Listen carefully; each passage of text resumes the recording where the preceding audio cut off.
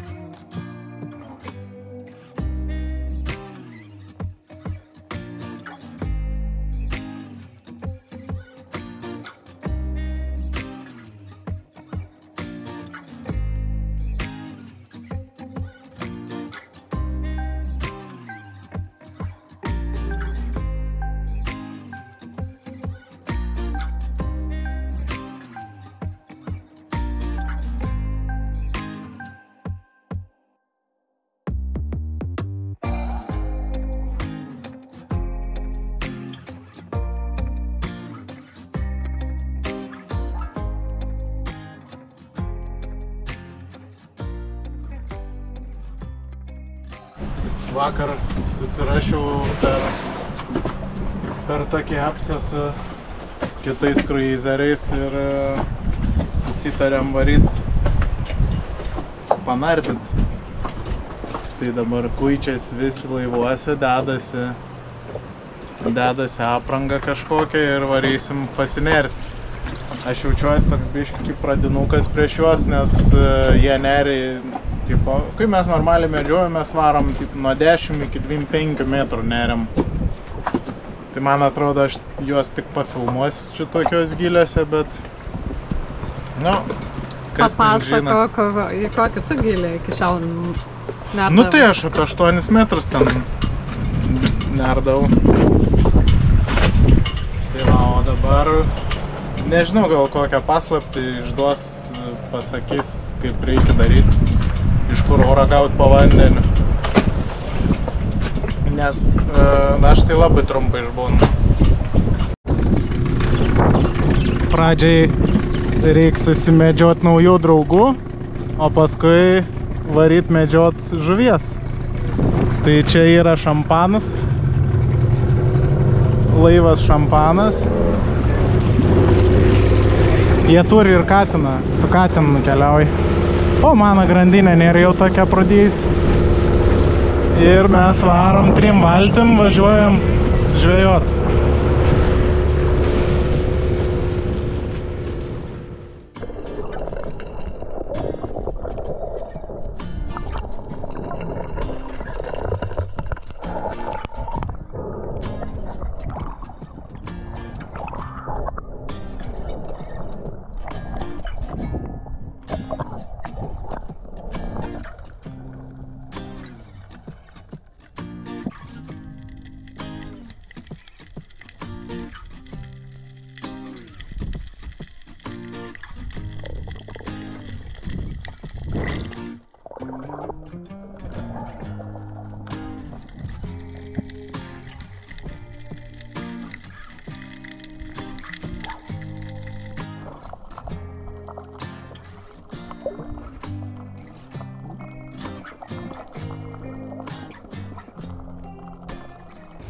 Nu, kaip sekėsi? Nieko nenušau. Vieną tą lionfishą nušau, bet tokią mažumą, kad įmečiau atgal.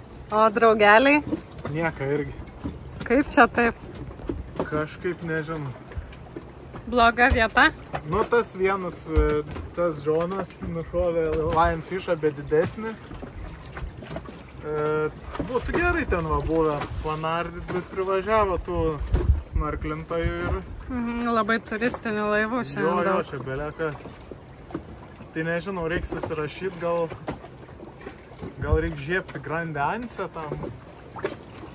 Galim varyt, nes čia supa šiaip neblogai. Ir ten gali supti, ten, nu, gal mažiau kiek. Šiaip tai fain su jais nardyti, tai, nu, smagu, žinai, keliese varai savo. Bišk, aš būčiau nušovis tų žuvų, bet gal ten būtų buvę per mažas tokio žuvis ten. Nenorėjai apsikvailinti? Nenorėjau apsikvailinti, aš ten prieš juos ir nešoviau. Paskui pradėjom šnekėti, sako, tai ką tu vadini, žinai, didelių gruperių. Nu, tipo, va toks va. Nu, tai, tu tikisi tas man. Na, nesvarbu, viskas gerai laiką praleidom. Tai giliai nėrėt? Nu, nepasakyčiau, kad jie ten labai stebuklingai giliai nėrėt, bet giliau negu aš, aišku.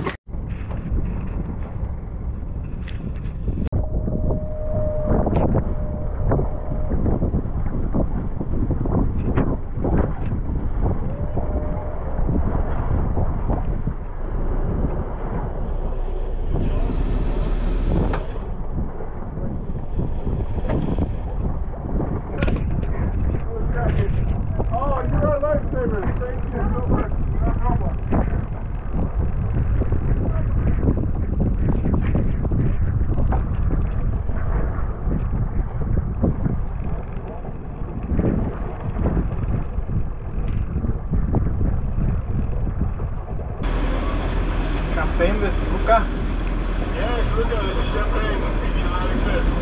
I see you, you're behind me. We're trailing you. We let you know very much. We're going to stay very close, if that's okay. Okay, no problem.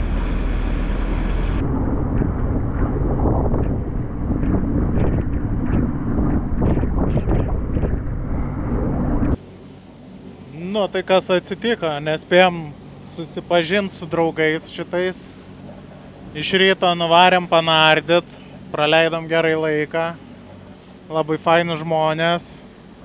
Ir yra dar vienas laivas, šiaip iš tikrųjų su tuo Džonu susipažinau, o jie, tipo, per tą Džoną aš čia su jais bendraut pradėjau. Tai panardėm visi, Džonas, jie ir išplaukėm į kitą inkaravietę. Nu, jie turėjo varyti į Fort de France, mes į Grande Anse, bet dabar visi varom į Fort de France dėl to, kad jie gavo hidrosmūgį ar ką. Žodžiu, variklis sugedo, sulūžo ir tempėmės juos dabar, va, pučia 25 mazgai snukį. Aišku, būtų galim ir su būrėm nuvaryt, bet jie ten streso pilni dabar, tai ne tas jiem galvoj. Tai žodžiu, tegul ramiai sėdi, po truputį nubirpsim, darom 2,8 mazgą, dviese susikybę už rankų. Ir liko čia 3 mylios, 3,5. Tai apie valandą dar plauksim, nieko čia gal baisaus. Variklis nepersinervuoja per daug. Aišku, smagiau jam būtų vienam dirbti, vienam laivui, bet yra kaip yra, plaukiam 1700 apsukų ir plaukiam 3 mazgų greičių beveik. Tai va, tokios naujienos. O inkaravietėj paleisim juos, eisim ieškoti problemų, kas ten jam atsitiko. Tai va. Taip jau yra gyvenim, nežinai kada. Atplaukiam jau į inkaravietę, dar vienas laivas atvyks va į pagalbą ir padės jiems užsiinkaruoti.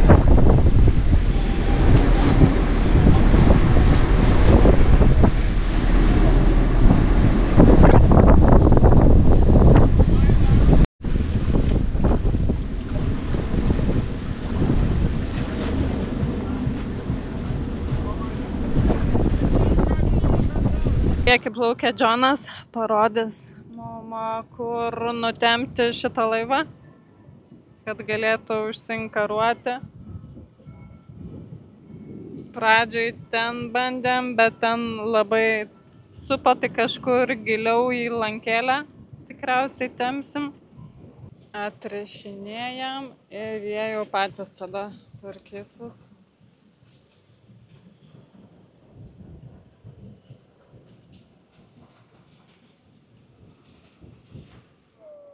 Nu, gelbėjimo operacija sėkmingai įvykdyta. Jo, čia. Iš antrą kartą užinkaravom. Ten prieš tai, kur buvom juos įkišę, tai nelabai ten smagu būtų buvę keisti tepalus jiem. Tai jo esmė, kad užpiltas variklis ir reikės skalauti su tepalais. Nu tai nieko naujo, mum irgi taip yra buvę ir čia nieks nuo to neapsaugotas. Jisai sakė, kad kažką pamiršo atsukti, bet kažkaip man nesitik, ten bus kažkas įdomiau, man atrodo. Tai varys paklaus, pažiūrės, kas ten per reikalai, man įdomu. Šiandien atsikėlėm iš ryto ir pasiruošę važiuoti Dekatloną, pirkti Lukai paspirtuką. Ir galėsim galbūt kažką paveiksluoti pakeliui ir parodyti jum. Va, pasiruošus mergaitė. Aš nenoriu paspirtuko. Va, vaikas nenori to paspirtuko, tetė perka specialiai. Aš nenoriu. Taip. Einam. Randame šiuo metu Fort de France mieste po atitempimo mūsų draugų. Tai užsinkaravę esam prie forto. O man už nugaros fortas. Gal varysim aplankyti jo kažkada, bet dabar mes pasiruošę į Dekatloną. Važiuosim su autobusu, čia pakankamai neblogai išvystytas viešas transportas. Kainuos į vieną pusę jaučiu žmogui 2 eurai, man atrodo. O gal nekainuos, matysim. Iš Saint-Pierre mums kainavo 2 eurai žmogui. O čia negaliu pasakyti, kiek kainuos dabar. Nu, varom, Luka. Kažkaip pasitarėm ir nepirksim Lukai paspirtuko. Sugalvojom, kad šitas dar geras. Gal palauksim iki Kolumbijos, ten ir pigiau bus. Ir be to Lukai šits labai patinka, jinai važinėja su juo noriai. O ant ano aš nervuočiaus, kad jinai nelepa ir neišmoks ant 2 ratų važiuoti. Gal nereiktų vaikų prievartauti.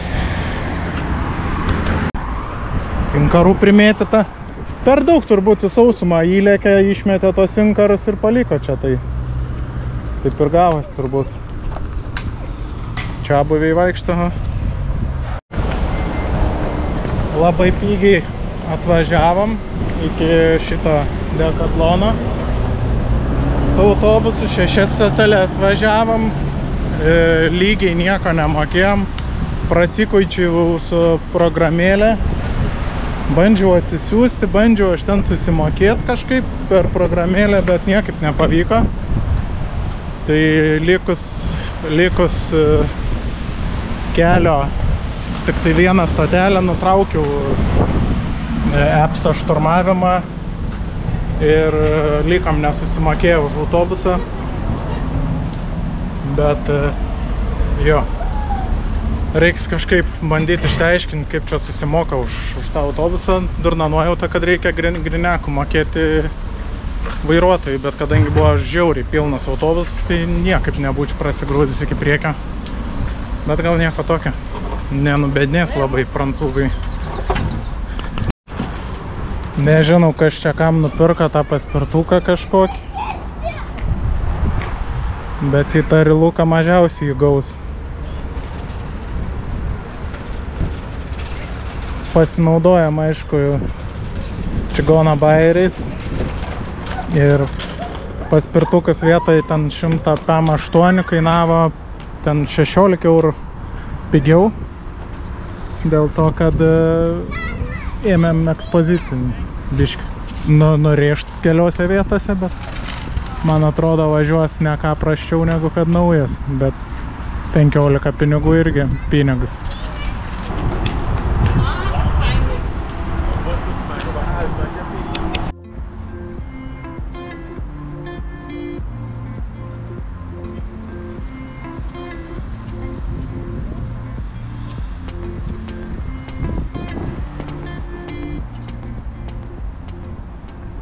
Labą dieną, randamės populiarioje inkaravietėje, Saint Ane vadinasi Martinikoje, tai čia pilna laivų, tokių pat kruizerių, gyventojų, besiremontuojančių, besiruošiančių ateinančiam uraganų sezonui.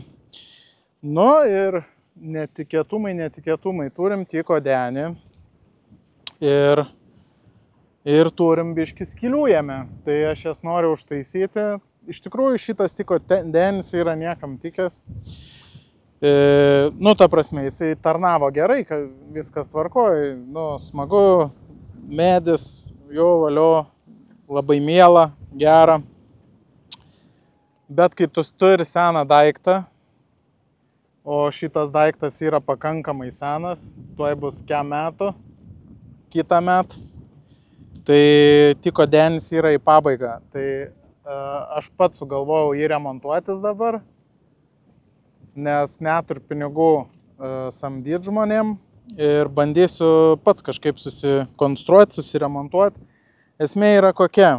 Va čia liūla viskas jau. Nu, ta prasme, va, aš varžtus jau atsikasiau, išsukinėsiu lauk, nes nebesilaiko prie denio. Tai aš atlupsiu visas tas lenteles, uždėsiu, nu, išvalysiu viską, uždėsiu naujų klijų ir tą lopą užtaisysiu ir viskas.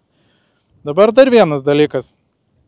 Kadangi šitie grioveliai jau yra seni ir kai kur net nebėra nei milimetro, kad galėčiau užtepti sikafleksu, nu, hermetiku specialiu irgi, tai, nu, tipo negerai, jeigu nebus to hermetiko čia.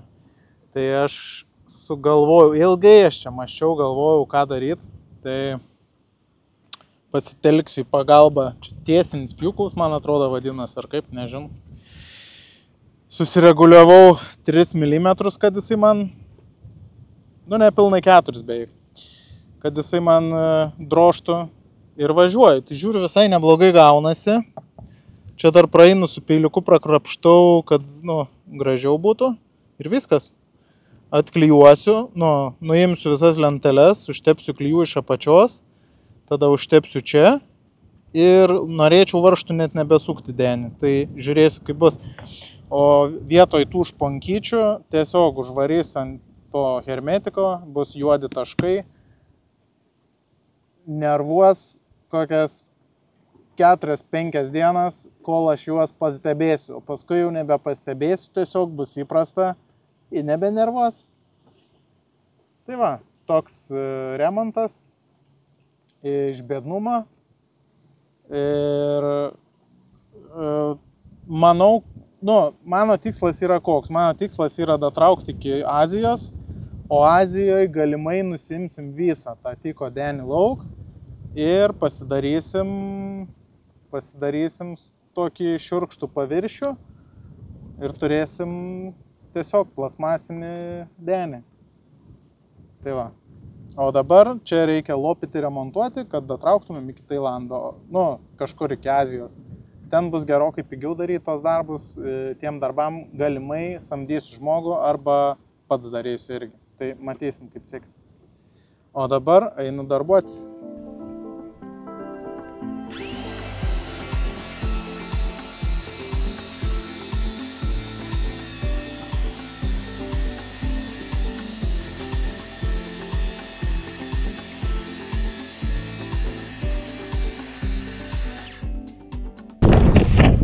Dar norėčiau pasakyti, kad aš drąsiai tas 4 mm imu, nes žinau, kad iš viso mano Tiko storis yra 9 mm dar. Tai pakankamai nemažai.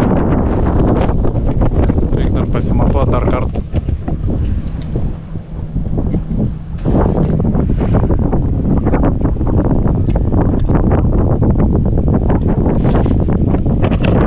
Nu va, čia 8 mm, vietom net ir 10 yra ir 11. Tai aišku, nežinau, kuriuose vietose kiek yra, bet žinau, kad aš tikrai drąsiai 3-4 mm galiu gremžti griovius ir daryti darbą, kad neleistų man tas denis. Nes jo, čia panašiai kaip osmozė prasideda. Pro kur įlenda lašas, gali čia priekį leisti, o gali pasirodyti. Tai kadangi čia jau liūla, nu tai einu remontuoti. Žinau, kad nuimsiu šitas lenteles ir galimai bus ten švaru gražu, nes čia jau šita pusė jau daryta, matosi tepta terliota. Čia darė man Latvijoje, nelabai gražiai padarė, bet įdomu, kas čia, ar jie gražiau padarys, ar aš su savo kreivom rankom pasidarysiu. Tai va, einu dirbti, gali žiūrėti, gali nežiūrėti, bet laiką, share, subscribe, būtų malonu, kad sudėliotumėt. Tai ačiū jum, kad prisidedat prie mūsų kelionės ir labai ačiū už remimą Patreon'e, kas remet, labai ačiū, kas įmetat šiaip į sąskaitą ir žiauriai esam dėkingi ir laimingi, kad jum patinka mūsų turinys.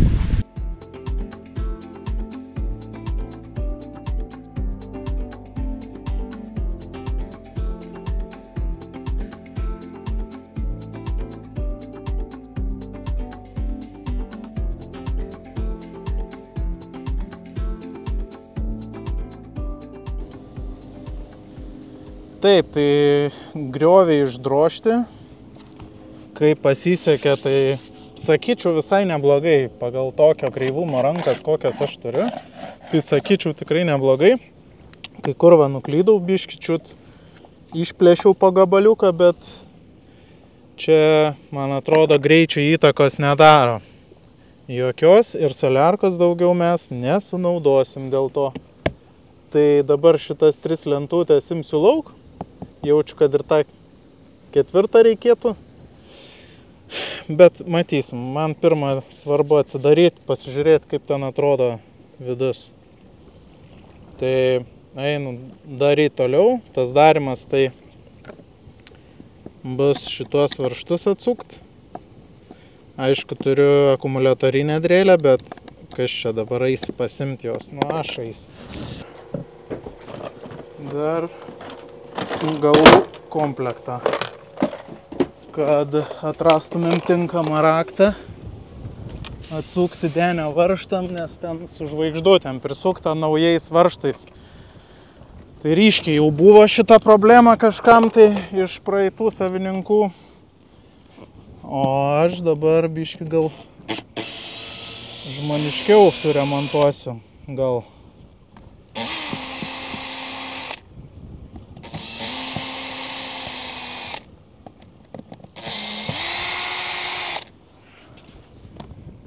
Vyksta darbas, sunku su viena ranka čia dročint. Čia išsukau jau. Aha, jo, čia varžtas. Taip, tai dar čia. Kai kurie ryškiai persisūkė ten ir už tai ir atplyšo tas lentas. Va, sukasi kiaurai viskas ir tiek žinių.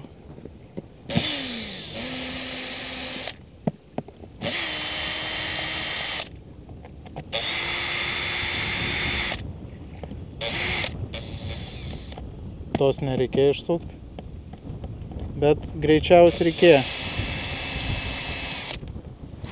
Žodžiu, čia ne šitas.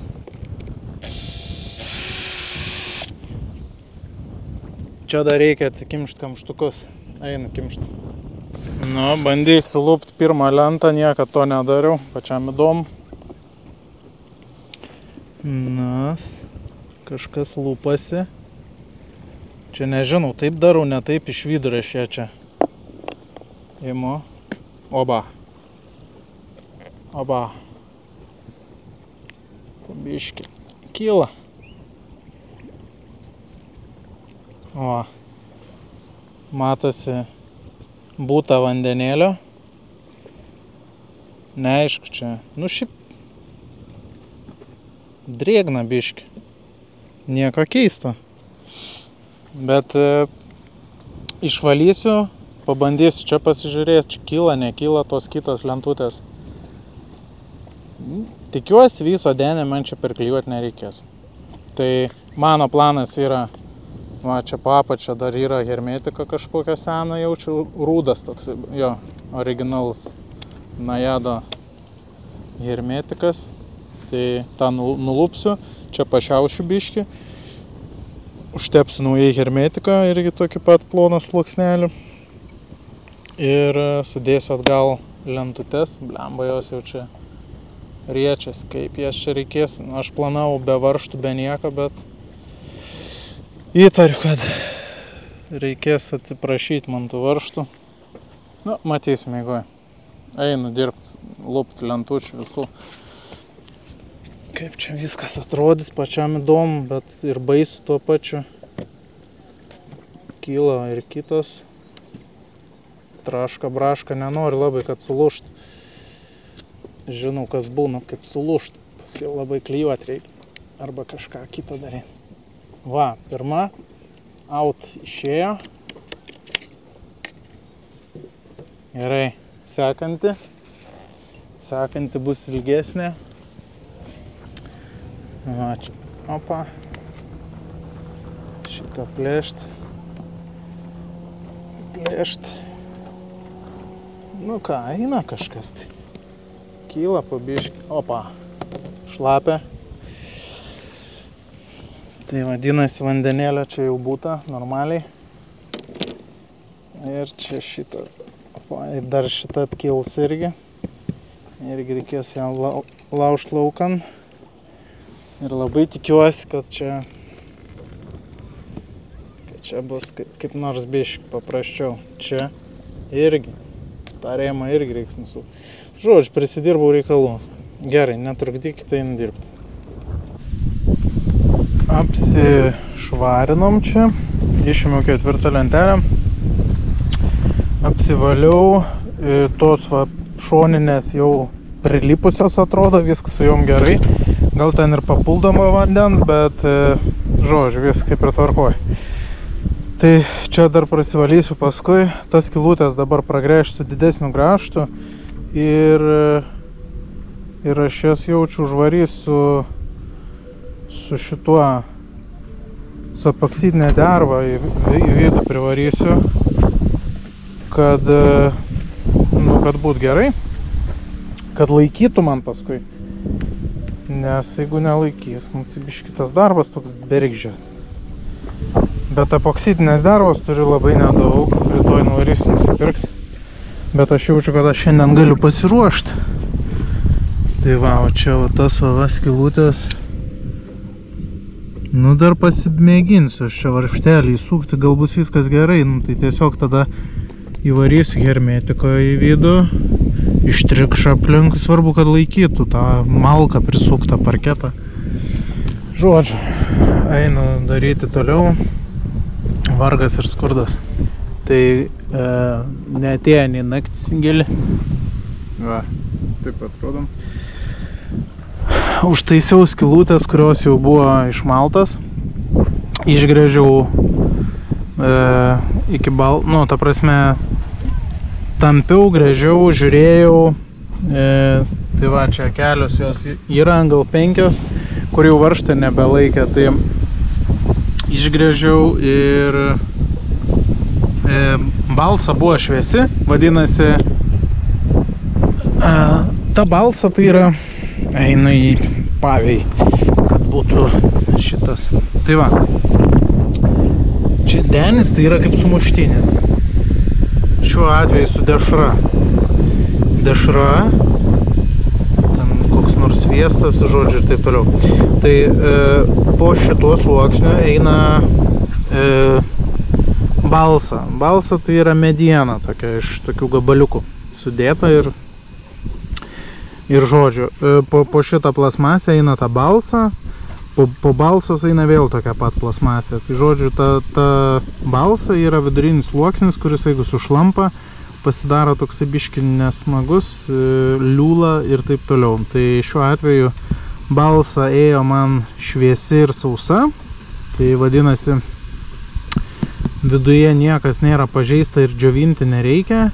Tai aš šiandien užklijuosiu tas skylės su lipne juosta, o rytoj iš ryto bandysiu viską sudėti atgal, suklijuoti ir viltis durnių motina, kad neleis. Tai va. O dabar jau šiandieną baigėsi darbai. Mikrofonai išsikrovė, einu kraustytis į vidų. Kita diena ir baiginėjai tiko darbus, biškį praleidot, pramiegojot, bet gerai, kad dabar atsiminiau kamerą pasimt. Tai viską neįtikėtinai lengvai padariau, man kažkaip labai gerai sekėsi. Ir va rezultatas koks gavosi, dar reikės apipjaustyti, nu tai tą pabandysiu užfilmuoti. Ir dar dabar užtepinėjau paskutinį sikafleksą ant denio, tai irgi gal parodysim.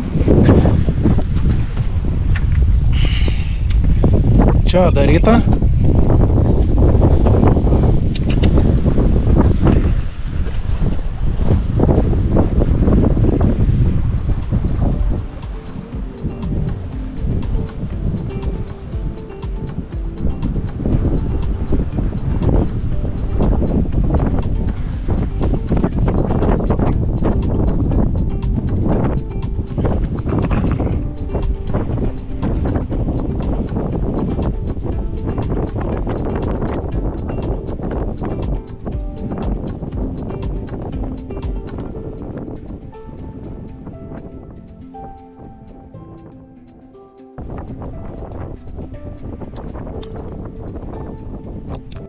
Štai ir vakaras atėjo ir pradedu apipjaustymą operaciją.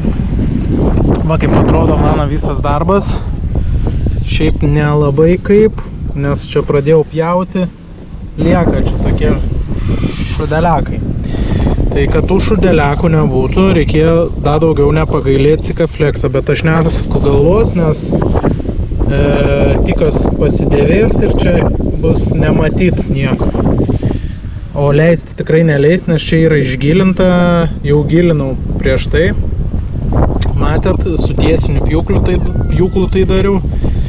Tai va, tai dabar kaip ir sudžiūvę, šitie dar tik taip pinai visi neuždžiūvę. Nekalu aš šitų, tingiu terlioti su epoksitke.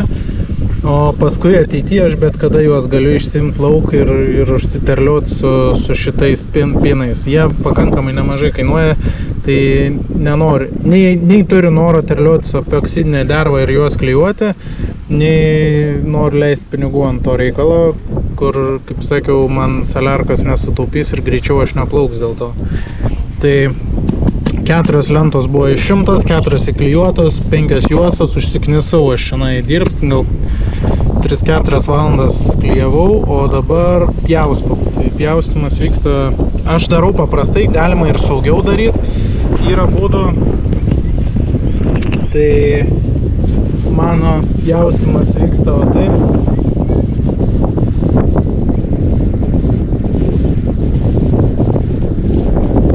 Aš tiesiog išlenkiu geležtę ir braukiu palei denį. Ir pjaunasi mano tas perteklius visas. Nereikia naudoti lipnios juostos. Ir, nežinau, darbą gal susitaupa, gal nesusitaupa. Man atrodo taip patogiau, dėl to taip ir darau. Susirenku juostą, nu tą, kas nusipjovė ir viskas. Ir rezultate, nu taip, biški pabėgė yra, kur išpjovau negerai, bet šiaip tai kaip uždyka darbas, tai gal ir tinka. Tai va, ir eisiu dabar, darysiu visus tuos, nupjaustysiu tuos išlindusius dalykus. Ir viskas, ir tikiuosi, kad, nu, pro čia nebeleis. Tada reiks ieškoti kitų galų. Nu, tai čia eigoj. Reikia turėti sikaflekso nusipirkus.